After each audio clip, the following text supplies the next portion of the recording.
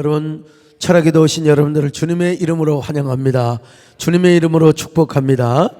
어제 저녁에 산을 가도 덥대. 산에도 더워. 바람이 안 부니까. 근데 교회 오니까 벌써 에어컨이 지나간 그 흔적이 있잖아요. 교회 안에 싹 들어오니까 교회가 시원하더라고요. 에어컨을 껐는데도 불구하고 교회 복도에 탁 내리니까 교회가 시원하더라고. 오늘 여러분 본당에 너무 시원하게 하니까 어떤 사람은 감기 걸릴지 나 걱정이에요.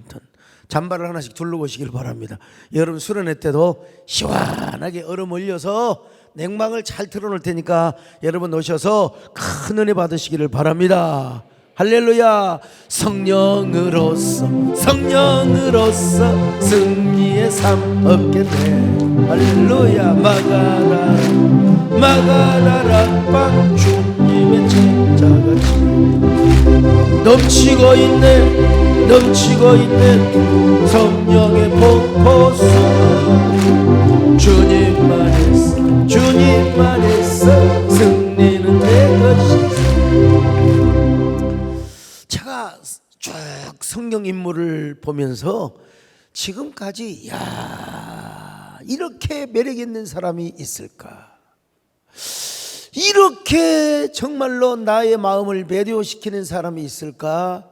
그 사람의 주인공이 누구냐? 요나단입니다. 요나단. 이름도 없이 빛도 없이 묵묵하게 자기 사명을 감당했던 요나단. 요나단은 누구 아들입니까? 사울의 아들입니다. 사울의 아들 중에서 장남이요. 그러니까 이 요나단은 가만히만 있어도 이스라엘의 왕이 될 사람이요. 이스라엘의 왕이 될 사람이요. 게다가 그는요 아주 훌륭한 정신적 능력과 높고 고상한 도덕성이 있었던 사람입니다. 준수한 체격과 체력을 가졌던 용맹한 사람이었습니다. 요나단이 말이죠. 더더구나 그는 하나님의 절대 주권 신앙을 믿었고 하나님을 잘 섬겼던 사람입니다. 그러므로 그는 모든 면에서 아버지보다도 훌륭한 사람이었습니다. 그리고 이스라엘의 왕에 오를 인물로서 손색함이 없는 사람이었습니다. 신앙적으로 보나 육신적으로 보나 정말 보기 드문 사람이었습니다. 사람이 외면과 내면을 똑같이 갖추기는 쉽지 않습니다. 아버지 사울은 외모는 잘 갖췄어요. 아주 껍데기만 잘 갖춰서 사실 보면요 외모가 준수하고 키도 크고 인물도 훤칠했던 사람인데 그러나 속이 덜 차가지고 여러분 사울은 처음은 좋은 것 같았는데 끝장이 별로 좋지를 않았던 사람입니다. 하나님과의 영적인 관계가 막히고 소통의 관계가 막혀버렸어요. 사울이 멸망으로 가는 과정에서 가장 큰 특징이 뭐냐면 비교의식이었어요. 열등의식. 그래서 다윗을 그냥 못 잡아먹어서 안달부달이었습니다. 세상에서 가장 불행한 사람이 어떤 사람인 줄 아세요? 병들고 가난한 것이 아닙니다. 마음의 열등의식과 비교의식이 있어가지고 막 남을 한탄하고 원망하고 저주하면서 말년을 보내는 사람, 이 사울이 그랬던 사람입니다. 그러니 비참한 삶을 살다가 비참하게 죽었죠. 껍데기만 훌륭했지 속은 텅 비어있는 사람이요. 저 같은 경우는 껍데기는 별 볼 일 없는데 속은 꽉 차 있는 사람입니다. 여러분 속이 하여간 꽉 차 있어요. 기쁨으로 꽉 차 있든지 근심으로 꽉 차 있든지 그거는 나를 위한 근심이 아니요. 그냥 신령한 근심, 하나님을 위한 근심. 물론 내 영혼을 위한 근심도 포함이 되어 있죠. 한국교회를 향한 근심. 눈이 띄어지기 시작하면서 그런 거지. 여러분 저는 원래 과거에 교회 성장주의에 빠져있던 사람이요. 저는 교회 목회에서 신화를 이루려고 했던 사람입니다. 여러분 제 눈이 띄지 않았으면 지금 우리 교회는 여기 없어요. 구성역이나 어디 근방에 더 크게 지어가지고 지금 철야 기도를 하고 있을 거예요. 근데 제 눈이 띄어가지고 아이고 남들이 하지 않는 고민과 걱정을 하면서 참 살아가고 있습니다. 여러분 그러나 요나단은 그렇지 않습니다. 저 같은 경우는 속은 꽉 차 있는데 여러분 껍데기가 별 볼 일 없는데 요나단은 껍데기도 정말로 별 볼 일이 있고요. 볼 일이 많은 사람이요. 체격도 준수하고 체력도 훌륭한 사람이요. 그리고 그는 가만히 있어도 왕이 될 사람이라니까요. 내면도 훌륭할 뿐만 아니라 가만히 있어도 여러분 가만히 가만히 있어도 이스라엘의 왕이 될 사람이었습니다. 자, 그런데 그는 다윗의 왕이 되는 일을 위하여 전폭적인 지지를 했던 사람입니다. 이런 철딱서니가 어디가 있어요, 여러분요?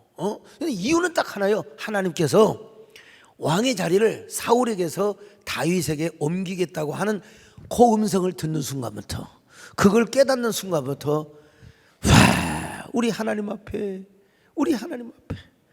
그걸 순종하는 걸 봐요.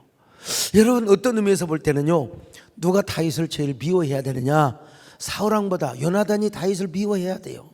만일 다윗만 없었더라면 자기는 왕이 되는 건 그건 불보듯 뻔한 일입니다, 여러분. 그런데 참 요나단의 원수가 누구냐면 다윗이요. 다윗이 죽어야, 자기 손으로 안 죽여도 아버지가 죽이도록 가만히 놔두기만 해도 여러분 자기는 왕이 될 수 있는 사람이었어요. 그런데 여러분, 그럼에도 불구하고 요나단은 다윗을 얼마나 사랑했는지 몰라요. 얼마나 다윗을 아껴줬는지 몰라요. 그래서 오늘 본문에도 보니까 요나단은 다윗과 마음이 하나 되었을 뿐만 아니라 다윗을 자기 생명처럼 사랑해 주었다네. 다윗을 자기 생명처럼 사랑해 주었다. 자, 사무엘상 18장 1절을 봅니다. 눈물 나서 못 읽어요. 시작. 다윗이 사울에게 말하기를 마침에 요나단의 마음이 다윗의 마음과 하나가 되어 요나단이 그를 자기 생명같이 사랑하니라. 어떻게 형제간도 아닌데 피 한 방울 섞지 않은데 다윗을 자기 생명처럼 사랑할 수 있었을까? 참, 권력은 여러분 형제간에도 나눌 수 없거니와 부자지간도 권력을 나눌 수가 없어요. 사극 드라마를 보세요. 예? 왕이 되면 형제들 다 죽여버립니다. 이놈들이 왕의 자리에 도전할까 봐서. 그러나 여러분, 다윗은 요나단의 사랑을 얼마나 받았는지 몰라요. 요나단은 얼마나 자신을 사랑해 주었는지 세상에 자신의 눈동자처럼 생명처럼 사랑을 해 주었습니다. 왜 그랬어요? 하나님의 뜻을 알았기 때문에요. 그래서 요나단의 이름의 뜻이 뭐냐? 하나님이 주셨다, 하나님이 주신 자라, 이런 뜻입니다. 이름값을 하고 산 사람이죠. 자신의 이름의 뜻대로 인간의 모든 일은 하나님이 해주셔야 되는데 자기도 왜 왕이 되고 싶은 마음이 왜 없었겠습니까? 그렇지 않겠어요? 그런데 이건 하나님 뜻이 아니고 이제 우리 아버지 잘못 때문에 하나님께서 우리 아버지 왕위를 다윗에게 옮겨준다고 하는 것을 이미 그는 하나님의 뜻을 파악하고 있었던 것입니다. 그래서 다윗이 왕이 되는데 최선을 다해서 헌신해주고 조력해주고 밀어주었던 사람입니다. 여러분, 그래서 이 요나단 때문에 이스라엘의 성은 다윗이 탄생하게 된 것입니다.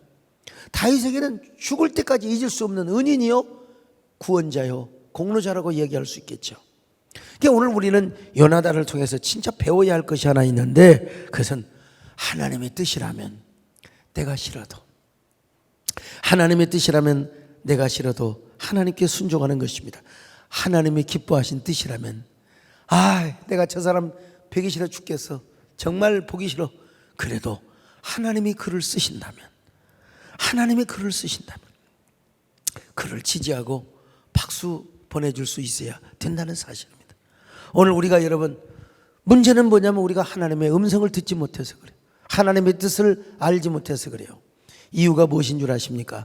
하나님 소리보다 내 소리가 더 크기 때문에 그래요. 하나님의 주장보다 내 주장이 높기 때문에 그렇습니다. 여러분, 신앙생활하면서 하나님의 음성에 귀를 기울이시기를 바랍니다. 하나님의 뜻을 분별할 수 있기를 바랍니다. 하나님 뜻에 예민함을 가지시고요, 하나님 뜻이면 무조건 순종할 수 있기를 바랍니다. 주 음성 외에는 더 기쁨이 없습니다. 요즘 CCM이 많고 해도요, 역시 고전적인 찬양에 참 얼마나 은혜가 되는지 모릅니다. 주 음성 외에는 참 기쁨 없도다. 날 사랑하신 주 늘 계시옵소서. 기쁘도다 항상 기쁘도다. 나 주께 왔사오 찬양을 합니다. 주음성에로 주음성에 잠게 품었도록 날 사랑하시지 늘 계시옵소서. 기쁘도다 항상 기쁘도다 나 좋게 왔어 복주. 요나단이 그런 사람이었어요. 그러니까 요나단은 하나님의 뜻을 알고 하나님의 음성을 딱 들은 사람이라 겁이 없었어요. 두려움이 없었어요. 여러분, 굽힘이 없었습니다. 그는 블레셋과 전쟁을 할 때에 두려움이 없이 블레셋 진영을 군사 20명을 데리고 본진을 가서 쳐버렸어요. 얼마나 용감한 사람인지 몰라요. 자, 사무엘상 14장 6절을 같이 봅니다. 시작. 요나단이 자기의 무기를 든 소년에게 이르되 우리가 이 할례 받지 않은 자들에게로 건너가자. 여호와께서 우리를 위하여 일하실까 하노라. 여호와의 구원은 사람이 많고 적음에 달리지 아니하였느니라. 하나님의 구원은 사람이 많고 적음에 달려있지 않다 이거요. 하나님이 우리와 함께 하시면 저놈들 우리가 반드시 물리칠 수 있다는 것입니다. 자, 그래서 어떻게 했나 봅시다. 13절로 15절을 같이 봅니다. 시작. 요나단이 손발로 기어 올라갔고 그 무기를 든 자도 따랐더라. 블레셋 사람들이 요나단 앞에서 엎드러짐에 무기를 든 자가 따라가며 죽였으니 요나단과 그 무기를 든 자가 반나절 가리 땅 안에서 처음으로 쳐 죽인 자가 20명 가량이라. 들에 있는 진영과 모든 백성들이 공포에 떨었고 부대와 노략군들도 떨었으며 땅도 진동하였으니 이는 큰 떨림이었더라. 세상에 수백 명도 아니요 20명 정도가 가서 그냥 기습 공격을 하니까 그냥 반나절 동안 도륙을 하고 작살을 냈어요, 여러분. 그러니까 그냥 이야, 블레셋 사람들이 얼마나 겁을 먹었는지 몰라요. 공포에 떨었어요. 왜 이렇게 요나단은 두려움이 없었을까요? 그는 하나님의 뜻을 알았습니다. 하나님의 음성을 들었던 사람이요, 하나님과 동행한 사람이었습니다. 그래서 두려움이 없었습니다. 여러분, 공포가 없었습니다. 여러분, 하나님의 뜻을 헤아리시기를 바랍니다. 하나님과 동행하시기를 바랍니다. 여러분, 두려움이 없기를 바랍니다. 용감한 자들이 되시기를 바랍니다. 하나님을 생각하면서 하나님의 동행함을 생각하며 아무것도 염려 마시기를 바랍니다. 아무것도 두려워 말라. 주 나의 하나님이 지켜주시니 놀라지 말라 겁내지 말라. 주님 나를 지켜주시니 내 맘에 힘이 겨워 지칠지라도 주님 나를 지켜주시네. 세상에 험한 풍파 몰아치래도 주님 나를 지켜주시네. 주님은 나의 산성, 주님은 나의 요새, 주님은 나의 힘내 되시며. 자, 그러면 우리 궁금증이에요.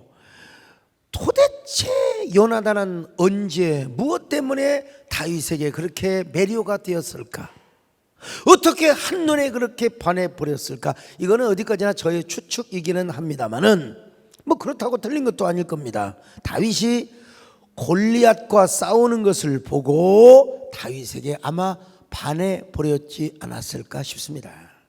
여러분, 골리앗이 이스라엘의 진영 앞으로 나와서 막 소리를 쳤잖아요. 내가 블레셋의 대표로 나왔으니까 너희도 한 사람 나와라. 나와서 한번 겨뤄보자. 그리고 내가 지면 우리 블레셋이 지는 것이고, 너희 팀이 한 사람이 와서 대표자가 이기면 내가 지는 것이고, 내가 이기면 너희들은 우리의 종이 되어야 할 것이다. 여러분, 그런데 1대1로 싸우면 아브넬 장군도 사울도 누구도 요나단도 이게 싸울 수가 없어요. 안 돼요. 골리앗은 세상에 얼마나 거인 중에 거인이란 말이죠. 자, 그런 거인과 상대할 사람은 아무도 없는데 그때 누가 나타나느냐? 다윗이가 나타난 거예요. 다윗이가 나타나가지고 다윗이는 뭐 대단한 뭐 육체미와 뭐 용모와 대단한 그런 외모를 가진 사람도 아니요, 체격도 대단한 것도 아니에요. 그냥 보통 사람이요. 저보다 조금 더 컸을 거예요. 예. 근데 뭐라고 말하느냐? 어허이, 저런 할례도 안 받은 놈이 세상에, 아이고, 감히 이스라엘의 군대, 여호와의 군대를 모욕해? 이런 놈을 내가 가만히 둘 수가 없다. 그러면서 물맷돌 5개와 지팡이 하나 가지고 물매를 돌리며 간 겁니다. 그리고 골리앗을 물맷돌 한 방이요, 2방도 아니요, 한 방으로 그냥 쓰러뜨린 다음에 칼을 빼가지고 골리앗의 목을 쫙 쳐버리는 그 모습을 보면서 아마도 요나단은 이때 다윗에게 반해버렸을 것이라고 저는 그렇게 추측을 합니다. 그래서 요나단은 다윗을 좋아하게 되었고 다윗과의 깊은 우정이 싹트게 된 것입니다. 요나단에게는 사람 보는 눈이 있었어요. 사람 보는 눈. 정말 위대한 사람은 위대한 사람을 볼 줄 압니다. 진짜 하나님의 사람은 하나님의 사람을 만나면 마음이 연락하고 소통하고 하나가 되게 되어 있는 것입니다. 아마 요나단이 다윗에게 이렇게 반해버렸을 것 같습니다. 아, 저 다윗은 정말 하나님과 동행하는 사람이구나. 하나님이 정말 사랑하는 소년이구나. 그리고 이렇게 내 마음이 다윗에게 끌리고 다윗을 사랑하게 된 건 역시 하나님의 뜻이요 하나님의 감동이 아니겠는가.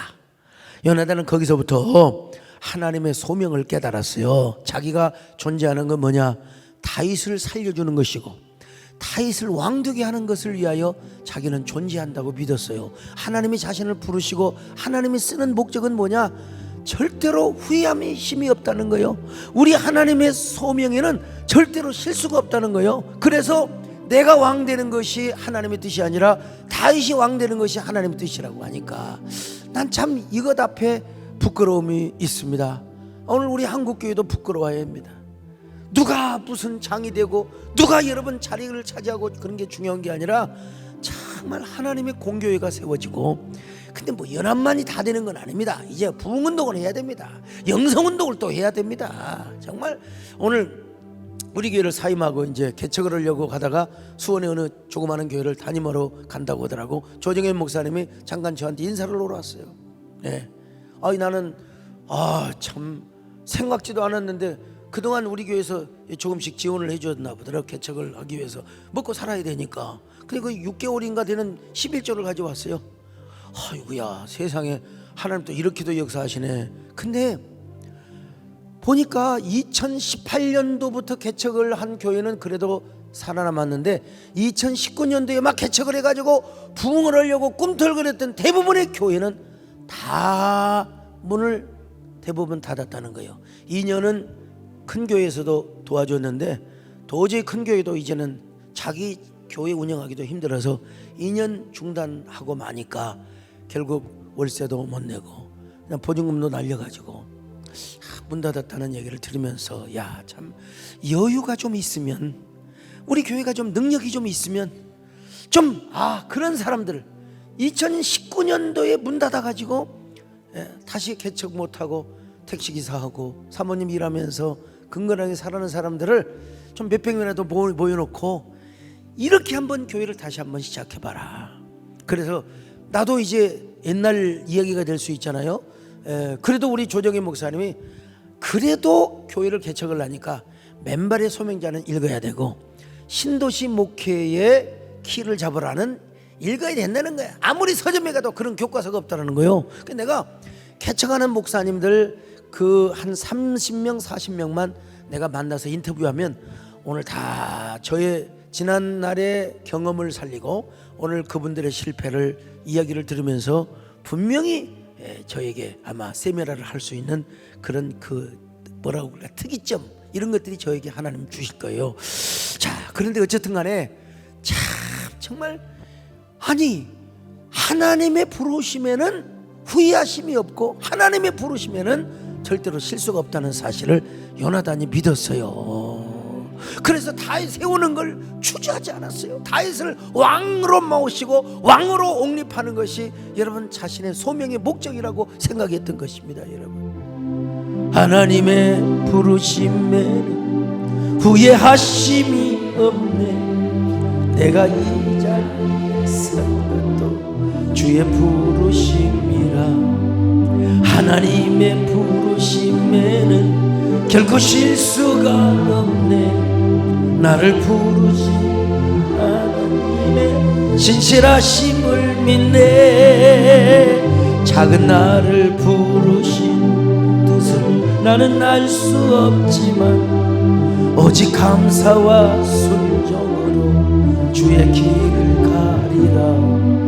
때론 내가 연약해져도 주님 날 도우시고 주의 놀라운 그 계획을 나는 믿으며 살리. 날 부르신 내 생각보다 크고 날 향한 계획 나의 지혜로 측량 못하나 가장 좋은 길로 가장 완전한 길로 오늘도 날 이끄심 믿네. 이것이 여러분 요나단의 신앙이고 신앙 고백이었습니다. 여러분, 그래서 이때부터 요나단은 무조건 다윗을 위해서 존재합니다. 야, 참 어떻게 사람이 그럴 수가 있을까. 그냥 다윗이 어려울 때, 다윗이 이태로울 때 그냥 창과 방패가 되어 주셔서 다 다윗을 막아주고 다윗을 방어해 줍니다. 그래서 요나단은 자기 아버지 사울이 다윗을 죽이려는 계략을 짤 때마다 다윗에게 항상 내통을 해가지고 다윗에게 귀뜸을 해주고 도망가라, 피해라, 숨어 있어라. 자, 사무엘상 19장 1절로 2절을 같이 봅니다. 시작. 사울이 그의 아들 요나단과 그의 모든 신하에게 다윗을 죽이라 말하였더니 사울의 아들 요나단이 다윗을 심히 좋아하므로 그가 다윗에게 말하여 이르되 내 아버지 사울이 너를 죽이기를 꾀하시느니라. 그러므로 이제 청하노니 아침에 조심하여 은밀한 곳에 숨어 있으라. 그분입니까? 여러분요, 이 요나단은 아버지에게 무슨 일로 다윗을 죽이려고 하느냐, 다윗의 모든 것들을 변호해주고 방어해주는 역할을 합니다. 19장 4절 5절입니다. 시작. 요나단이 그의 아버지 사울에게 다윗을 칭찬하여 이르되 원하건대 왕은 신하 다윗에게 범죄하지 마옵소서. 그는 왕께 득죄하지 아니하였고 그가 왕께 행한 일은 심히 선하심이니이다.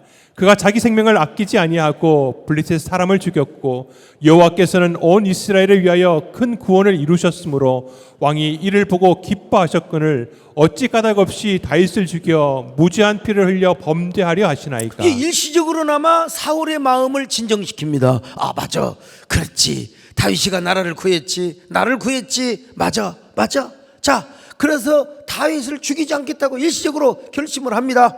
19장 6절 같이 봅니다. 시작. 사울이 요나단의 말을 듣고 맹세하되 여호와께서 살아계심을 두고 맹세하거니와 그가 죽임을 당하지 아니하리라. 아니, 그런데 이제 마귀가 틈타가지고 정신이 말짱할 때는 맞아 다윗이가 그랬지, 맞아 여러분, 그런 생각이 드는데 마귀가 틈타니까, 이 더러운 영이 틈타니까 다윗을 죽이고 싶은 거예요.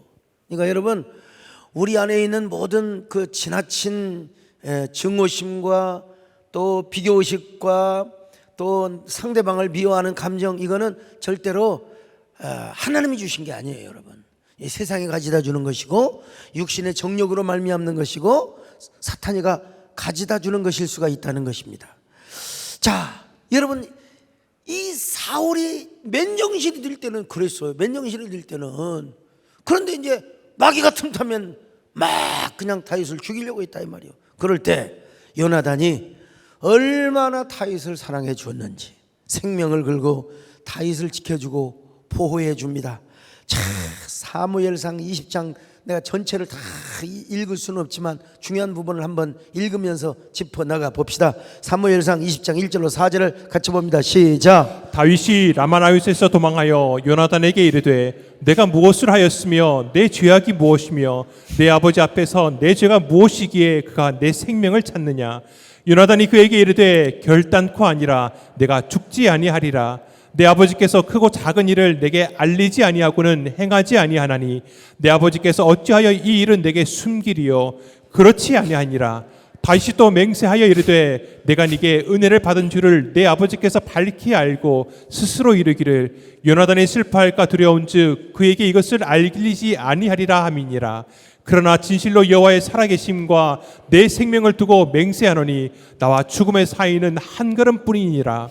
요나단이 다윗에게 이르되 내 마음의 소원이 무엇이든지 내가 너를 위하여 그것을 이루리라. 쉽게 말하면 무슨 말입니까? 너하고 나하고 너무 친하고 너무 의리가 있고 너무 신뢰관계가 있으니까 나를 죽이려고 하는 음모와 계략을 너한테도 말 안 할지도 모르는다, 요나단한테. 에? 그러니까 이제 요나단이 그러면 뭐 내가 어떻게 도와줄까? 어떻게 내가 아버지 마음을 알아줄까? 다윗이가 요나단에게 이렇게 부탁합니다. 자, 이제 사울 왕이 나를 죽일지 안 죽일지 한번 간을 봐라. 한번 잘 직선적으로 물어보지 말고 잘 이중적으로 한번 간을 한번 봐라. 간을 한번 봐라. 그러니까 요나단은 다윗의 말대로 그대로 동조를 합니다. 그래서 사울이 다윗을 죽이려고 하면 반드시 들판으로 가서 기쁨을 해게 주겠다고 들판에서 만나자고 약속을 합니다. 자, 20장 8절로 11절을 같이 봅니다. 시작. 그런즉 바라건대 내 종에게 인자하게 행하라. 네가 내 종에게 여호와 앞에서 너와 맹약하게 하였음이니라. 그러나 내게 죄악이 있으면 네가 친히 나를 죽이라. 나를 내 아버지에게로 데려갈 이유가 무엇이냐 하니라. 요나단이 이르되 이 일이 결코 내게 일어나지 아니하리라. 내 아버지께서 너를 해치려 확실히 결심한 줄 알면 내가 네게 와서 그것을 내게 이르지 아니하겠느냐 하니 다윗이 요나단에게 이르되 내 아버지께서 혹 엄하게 내게 대답하면 누가 그것을 내게 알리겠느냐 하더라. 요나단이 다윗에게 이르되 오라 우리가 들로 가자 하고 두 사람이 들로 가니라. 두 사람이 들로 가서 이제 이야기를 합니다. 무슨 얘기를 하느냐? 언약을 맺습니다. 만약에 우리 아버지가 다윗 너를 죽이려고 한다면 내가 이 들판에 와서 반드시 기별을 해주겠다. 기별을 해주겠다. 어떻게 기별을 해주느냐? 자, 이 12절로 16절을 같이 봅니다. 시작. 요나단이 다윗에게 이르되 이스라엘의 하나님 여호와께서 증언하시거니와 내가 내일이나 모레 이맘때에 내 아버지를 살펴서 너 다윗에게 대한 의향이 선하면 내가 사람을 보내어 내게 알리지 않겠느냐?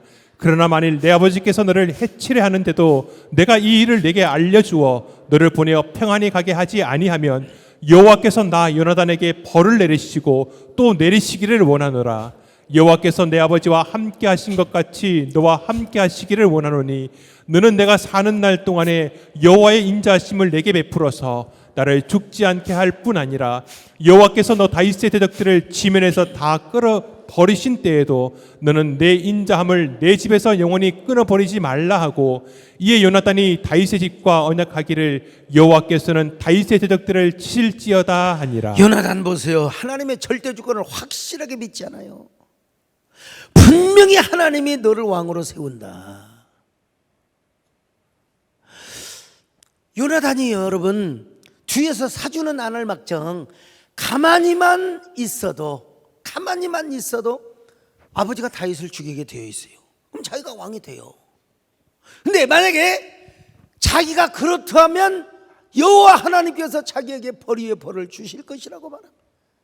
내가 아버지가 너를 죽이는 일을 어떤 일이 있어도 막아주겠다는 것입니다. 대신 분명히 하나님이 너를 왕으로 세워주신다.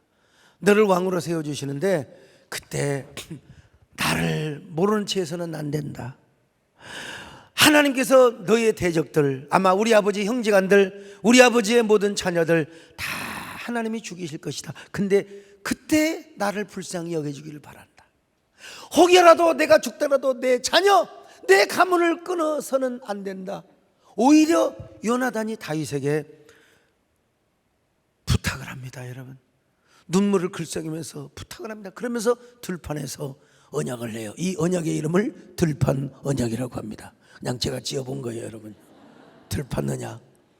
왜 이럴까? 요나단은 첫째로 하나님의 절대 주권을 믿었어요. 두 번째는 뭐냐?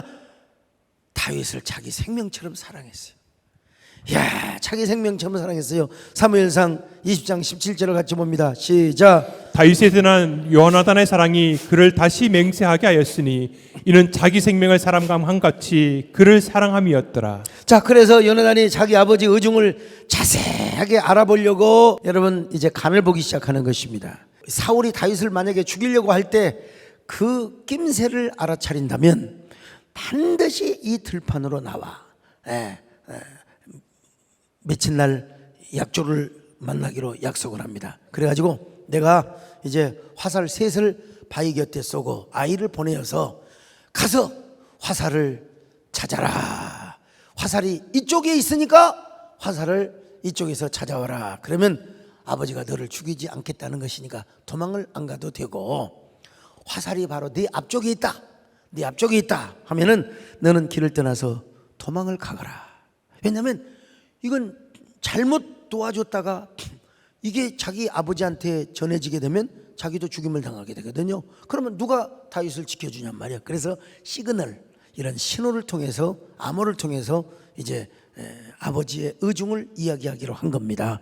자, 18절로 23절을 같이 봅니다. 시작. 요나단이 다윗에게 이르되 내일은 초하루인즉 네 자리가 빔으로 내가 있었음을 자세히 물으실 것이라. 너는 사흘 동안 있다가 빨리 내려가서 그 일이 있던 날에 숨었던 곳에 이르러 에셀 바위 곁에 있으라.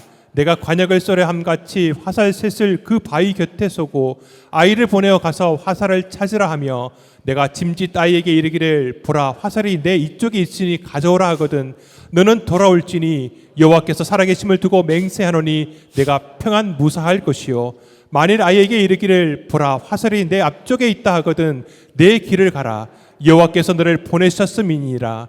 너와 내가 말한 일에 대하여는 여호와께서 너와 나 사이에 영원토록 계시느니라 하니라. 참 이렇게 제가 설명한 대로입니다. 그렇잖아요. 이제 어디 사흘 동안 숨어 있다가 사흘째 되는 날 요 바위에 숨어 있으라 이거야. 그리고 이제 화살을 쏴가지고 이쪽에 있느니라 앞쪽에 있느니라 그거에 따라서 움직이라고 여러분 다윗에게 약조를 맺은 겁니다.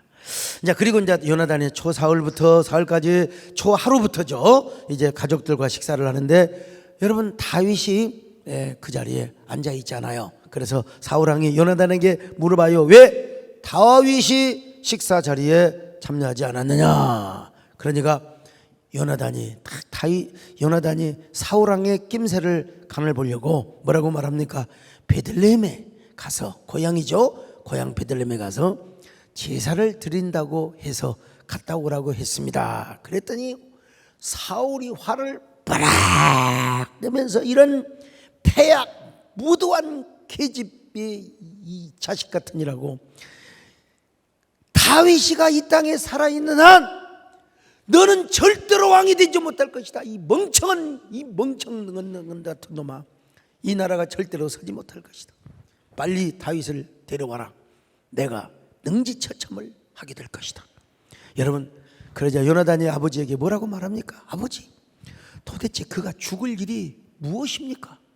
무슨 죄를 지었기 때문에 이렇게 다윗을 죽이려고 한단 말입니까? 그러니까 여러분, 김문기 장로는 사울왕의 혈기를 못 이겨서 단창을 누구한테 던졌느냐? 요나단한테 던진 거예요. 얼마나 화가 났으면 세상에 이 단칼을 요나단의 가슴에 그냥 저격을 해버린 거예요. 요나단이 피하지 않았으면 그냥 죽었어요. 이야, 참 27절로 33절 참 길지만 한번 읽어봅시다. 시작.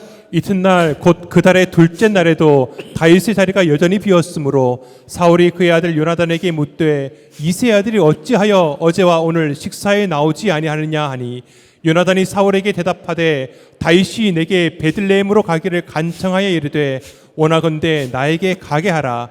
우리 가족이 그 성읍에서 제사할 일이 있으므로 나의 형이 내게 오기를 명령하였으니 내가 네게 사랑을 받거든 내가 가서 내 형들을 보게 하라 하였으므로 그가 왕의 식사 자리에 오지 아니하였나이다 하니 사울이 요나단에게 화를 내며 그에게 이르되 폐역무도한 계집의 소생아, 내가 이세 아들을 택한 것이 내 수치와 내 어미의 벌거벗은 수치됨을 내가 어찌 알지 못하랴. 이세 아들이 땅에 사는 동안은 너와 내 나라가 든든히 서지 못하리라. 그런즉 이제 사람을 보내어 그를 내게로 끌어오라. 그는 죽어야 할 자이니라 한지라. 요나단이 그의 아버지 사울에게 대답하여 이르되 그가 죽을 일이 무엇이니이까? 무엇을 행하였나이까? 사울이 요나단에게 단창을 던져 죽이려 한지라. 요나단이 그의 아버지가 다윗을 죽이기로 결심한 줄 알고. 참 얼마나 화가 났으면 아들한테까지 여러분 단창을 던졌겠어요. 그래서 우리 아버지는 반드시 다윗을 죽이려고 하는구나. 그래가지고 정한 시간에 들판에 나가서 화살을 쏩니다. 내가 쏘는 화살을 찾아오거라. 화살이 네 앞쪽에 있지 않느냐? 아이야. 여러분, 다윗에게 도망가라는 이야기입니다. 아버지가 너를 죽이려고 하니까 빨리 도망가라는 말이요. 자, 이 말은 누구도 알아차리지 못합니다. 만약에 자기의 부하가 그걸 알고 사울왕에게 밀고를 하는 그 즉시 자기는 처형을 당하고 말거든요. 자, 35절로 39절을 봅니다. 시작. 아침에 요나단이 작은 아이를 데리고 다윗과 정한 시간에 들러 나가서 아이에게 이르되 달려가서 내가 쏘는 화살을 찾으라 하고 아이가 달려갈 때에 요나단이 화살을 그의 위로 지나치게 쏘니라.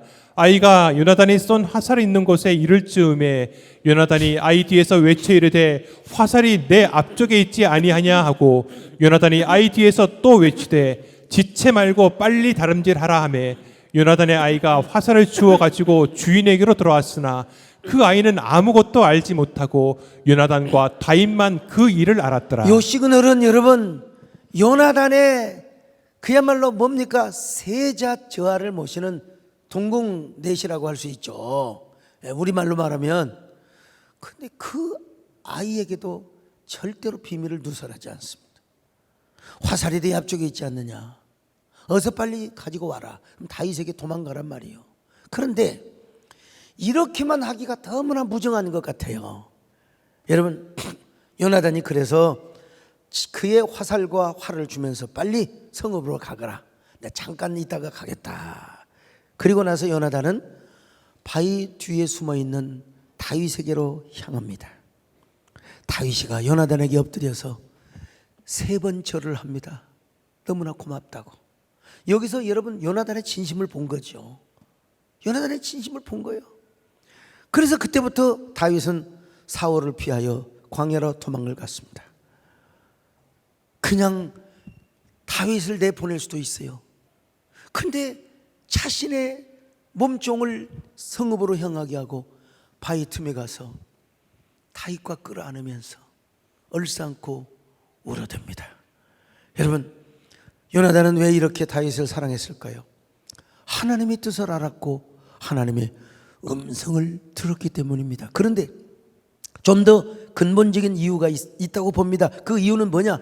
요나단의 내면에 예수 그리스도의 인격이 아마 내재해 있었지 않았을까, 이런 생각을 해봅니다. 이건 어느 주석에도 나와 있지 않아. 그런데 그 약속과 구원이라는 이러한 그 책에 보면 욥이 고난을 당하고 요셉이가 고난을 당할 때 그걸 참을 수 있었던 것은 예수 그리스도의 인격이 내재했기 때문이라는 그런 구절이 있어요. 나는 이 요나단에게도 이것을 한번 내가 적용을 해보고 싶어요.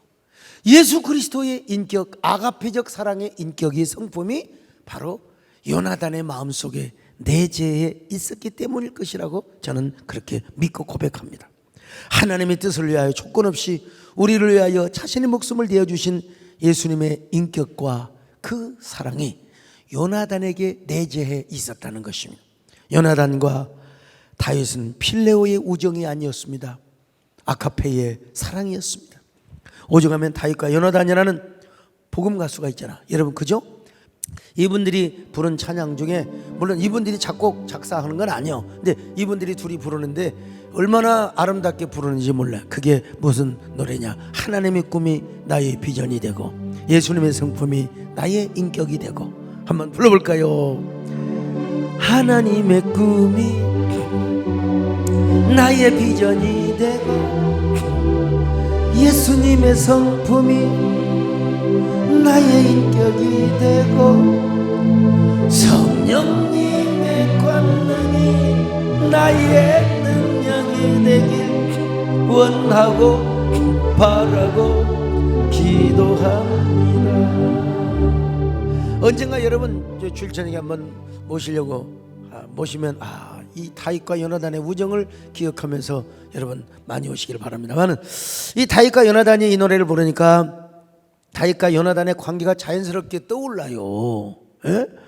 그 뭐냐, 하나님의 꿈이 우리의 비전이 되고 예수님의 성품이 우리의 인격이 되고 성령님의 권능이 우리의 능력이 되어 있다. 여러분 모두 이런 사람이 되시기를 주의 이름으로 축원합니다. 자, 그래서 훗날 다윗은 요나단이 블레셋과 전쟁을 하다 죽었을 때 애통해하며 이런 비통한 노래를 지어서 애가로 부릅니다. 애가로 부릅니다. 나의 친구 요나단이여, 나의 형 요나단이여, 그대가 나를 사랑함이 기이하여 여인의 사랑보다 더 위대하도다. 자, 사무엘하 1장 26절을 같이 봅니다. 시작. 내 형 요나단이여, 내가 그대를 애통함은 그대는 내게 심히 아름다움이라. 그대가 나를 사랑함이 기이하여 여인의 사랑보다 더하였도다. 자, 여인의 사랑보다 더하였도다. 남자가 여자를 사랑, 여자가 남자를 사랑하는 이 사랑보다 더하였다 이 말입니다. 여기서 또 어떤 동성애를 옹호하는 사람들은 다윗과 요나단이 동성애였을 것이다, 동성애적 사랑을 했을 것이다고, 여러분 참 똥 사는 소리를 하고 계셔. 이게 히브리 원문에 여기 사랑이 아하브야. 아하브는 동성애가 아닙니다. 여러분, 이건 완전히 예수 그리스도 안에서 친밀감 내지는 신뢰적 사랑을 의미하는 거예요. 이건 원어부터 틀렸어요. 여러분, 원어부터 하나님을 사랑하고 예수 그리스도 안에서, 하나님 안에서 정말로 신뢰적인 관계 형성, 이게 여러분 아하브라고 하는 사랑이거든요. 그래서 훗날 다윗은 요나단의 사랑을 끝까지 잊지 않고 요나단의 아들 무비보셋을 끝까지 지켜주고 사랑해 주는 것을 볼 수가 있습니다. 자, 사무엘하 9장 1절로 7절인데요 시간상 생략하겠습니다. 자, 이런 걸 보면은 다윗도 얼마나 신의가 있는 것을 알 수가 있는데, 다윗의 밥상에서 자기 아들처럼 무비보셋을 밥을 먹도록 해 주었으니까요. 그러나 다윗의 신의도 중요하지만 요나단의 사랑이 얼마나 숭고하고 가치가 있는가를 우리는 다시 한번 깨달아야 합니다. 난 천국에 먼저 가서 다윗을 먼저 만날래, 요나단을 먼저 만날래, 그럼 나 요나단부터 만날 거예요. 어떻게 그렇게 할 수 있었느냐고. 참, 어떻게 그렇게 할 수 있었느냐고. 바나바 그 바울이 있게 하기 위해서는 바나바가 있었던 것이고, 여호수아가 있도록 하기 위해서는 갈렙이 있었던 것처럼 말입니다. 오늘 우리는 요나단의 사랑을 배워야 합니다. 요나단의 희생을 배워야 합니다. 요나단의 순종을 배워야 합니다. 요나단의 헌신을 배워야 합니다. 어떻게, 여러분, 우리가 물론 하나님의 음성을 듣고 하나님의 뜻을 아는 것도 중요하지만 정말 더 중요한 건 뭐냐? 예수 그리스도의 인격이 우리 안에 내재해 있어야 한다는 겁니다. 오늘 우리도 마찬가지입니다. 내가 요나단이 되려고 하면 할수록 힘들어질 때가 있습니다. 그때 우리는 하나님의 음성을 들어야 하겠지만서도, 오늘 우리 하요한 목사님이 꼭 하면서도 그런 얘기를 하시다 보니까, 자, 그런데 우리가 하나님의 음성을 듣는 것도 중요하지만서도 여러분, 성령님이 우리 안에 내재해 있어야 됩니다. 여러분, 예수 그리스도 인격이 우리 안에 내재해 있어야 됩니다. 성령님의 충만하셔야 됩니다. 여러분 모두 제2의 요나단이 되시기를 주의 이름으로 축원합니다. 제3의 요나단이 되시기를 주의 이름으로 축원합니다. 여러분, 저는 지난 수요일 오전 예배 그 일본 세이지 목사님이 참 놀래요. 저녁에 와서 놀래시는 거예요. 왜냐하면 그 예배 마치고 본인은 가서 쉬시고 저도 쉴 줄 알았는데 벌써 한교총 통치위원들 딱 와가지고 기다려가 있지요.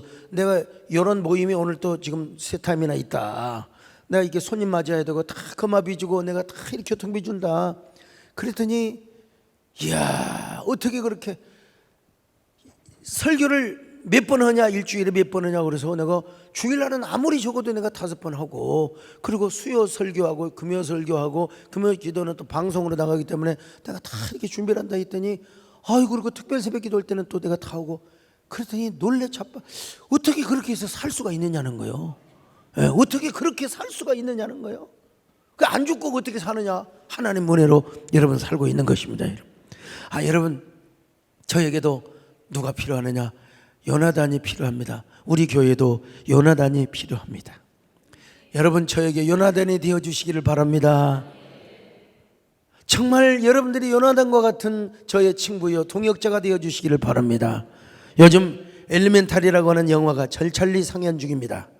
불과 물, 흙과 공기가 함께 도시를 이루며 살아가는 영화인데요, 물과 불은 상극입니다. 물과 불이 서로 하나 될 수가 없어요. 근데 그 영화에서는 그 엄청난 고통과 역경을 다 극복하고 물과 불이 서로 사랑하는 거예요. 이미지 영화니까, 애니메이션 영화인데요. 근데 물과 불이 만나서 무지개빛을 이루고 무지개와 같은 찬란한 사랑을 이루어가는 것을 영화로 그려내는 것인데요, 오늘 여러분, 우리도 사랑하며 섬기는 교회, 불과 물과 같은 사람도 상극을 이루지 않고 서로 하나를 이루고 화합을 이루며 요나단의 찬란한 무지갯빛 사랑을 이루는 교회가 되었으면 정말 좋겠습니다. 그러기 위해서 여러분, 우리가 하나님의 음성을 들어야 합니다. 하나님의 뜻을 알아야 합니다. 그리고 우리가 예수 그리스도의 인격이 내재되어 있어야 됩니다. 그런 저와 여러분이 되시기를 주의 이름으로 축원합니다. 할렐루야. 예수님처럼 요나단처럼 그렇게 살 순 없을까? 남을 위하여 당신들의 온몸을 온전히 버리셨던 것처럼 주의 사랑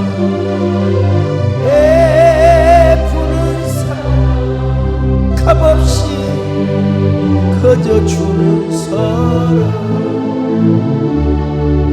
그러나 나는 주는 값보다 받는 값 더 좋아하니